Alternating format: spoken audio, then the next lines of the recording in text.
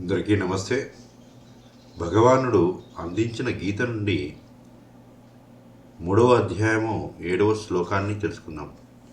యస్త్వింద్రియాణి మనసా నియమ్యారభతే అర్జున కర్మేంద్రియైః కర్మయోగమసక్తః స విశిష్యతే.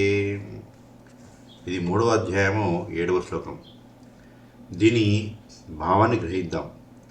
అయితే ఓ అర్జున, ఎవరు మనసులో మాత్రమే ఇంద్రియాలను వశపరుచుకొని అనాసక్తుడై అన్ని ఇంద్రియాల ద్వారా కర్మయోగాన్ని ఆచరిస్తున్నాడో అతడే ఉత్తముడు.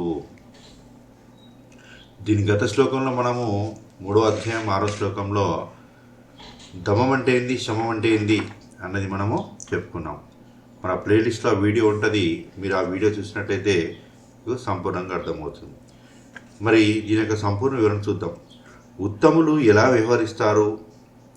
ఉత్తములు బహిర్దమం ఆచరించని వారు. బహిర్దమాన్ని ఆచరించని వారు. దమం అంటే బాహ్య ఇంద్రియ నిగ్రహం, అంతఃశమం కోరుకునేవారు. ఉత్తములు బహిరింద్రియాలను మనసులో మాత్రమే స్వాధీనపరుచుకుంటారు. ఉత్తములు బయట ఏమాత్రం నిగ్రహాన్ని పాటించని వారు, అయినా లోపల మహా నిగ్రహాన్ని పొందినవారు. వారు బయట ఏమైనా సరే లోపల ఏమి కాకూడదు అని తెలుసుకున్నవారు. బయట ఎలాంటి కర్మలు ఆచరించినా వాటి ప్రభావం వారి లోపల ఉండదు. బయట ప్రకృతి సహజ సిద్ధమైన కర్మాచరణ, లోపల సంపూర్ణమైన కర్తృత్వ భావన శూన్యత.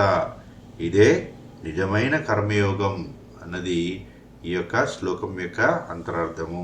మరింత గొప్ప జ్ఞానాన్ని ఇచ్చిన కృష్ణ పరమాత్మకి, వేదవ్యాసుల వారికి, గణపతికి, బ్రహ్మర్షి పత్రి గురువులకి, గురు పరంపరకి అందరికీ నమస్కరిస్తూ థ్యాంక్ యూ.